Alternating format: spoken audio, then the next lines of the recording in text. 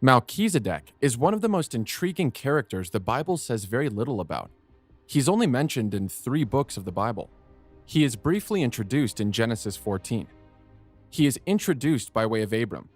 God had told Abram to leave his country and kindred and go to a land he would show him, promising to make him a great nation, bless him, make his name great, bless those who bless him, and curse those who may curse him. Abram was 75 years old when he left Haran with his wife Sarai, his nephew Lot, and the wealth and souls they had amassed, and traveled to Shechem and Canaan. Then he pitched his tent to the east of Bethel.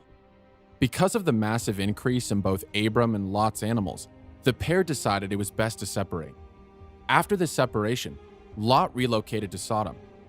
It wasn't long before Lot's location got him into trouble. Lot was caught in the crossfire between 5 Canaanite kings and 4 kings from the east. During their conquest of the 5 Canaanite kings, the eastern armies took spoils from the region, including Lot and his family. Word reached Abram that Lot had been captured, so he assembled his 318 trained men to go get his nephew back. With them, Abram pursued the armies all the way to Hobah, north of Damascus. And, indeed, he brought back his relative Lot and his goods, as well as the women and other people. Abram's daring military venture liberated far more than Lot and his family. It is here that Abram meets Melchizedek, king of Salem and a priest to God Most High. Genesis 14, verses 18 through 20. And Melchizedek, king of Salem, brought forth bread and wine, and he was the priest of the Most High God. And he blessed him, and said, Blessed be Abram of the Most High God, possessor of heaven and earth, and blessed be the Most High God, which hath delivered thine enemies into thy hand, and to give him tithes of all. Melchizedek means king of righteousness, and Salem means peace. The city of Jerusalem, for example, means city of peace. As a result, this person is also known as the King of Peace. The unusual thing about him is that he is both a king and a priest. Kings rule over the people, while priests serve as a conduit between the people and God. No Jew has ever held both offices.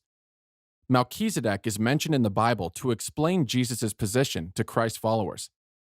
Melchizedek is described in Genesis 14 as the king of Salem, later Jerusalem, and a priest of the Most High God.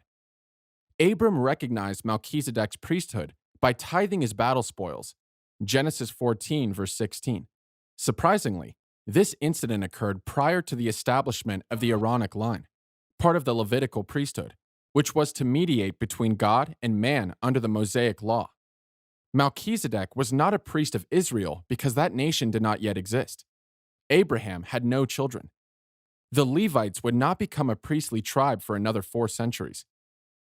The king priest also offered bread and wine, both of which were used in remembrance of Christ.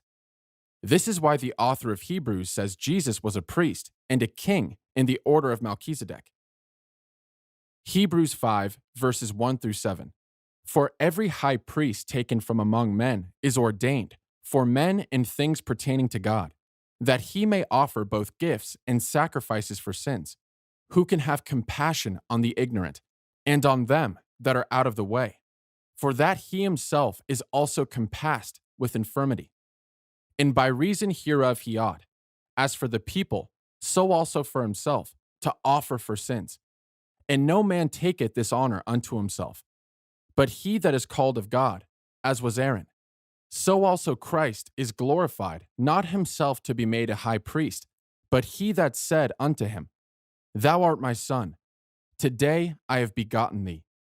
As he saith also in another place, Thou art a priest forever after the order of Melchizedek, who in the days of his flesh, when he had offered up prayers and supplications with strong crying and tears unto him that was able to save him from death, and was heard in that he feared. Jesus is the true and eternal King of righteousness and peace, and he is the great high priest who bridged the gap between God and humanity. Melchizedek is an Old Testament illustration of what Jesus Christ would be like. Jesus has a unique priesthood that, like the priesthood of Melchizedek, brings blessing and renews the spiritual strength of his people with the bread and wine of communion, so that we can live in spiritual victory. Not only is Jesus different from the Levitical priests, since he's both priest and king, but he's also superior to them. How so? Because he's a priest like Melchizedek. The Bible also tells the story of a blessed woman called Esther. To watch the story of Esther, click here.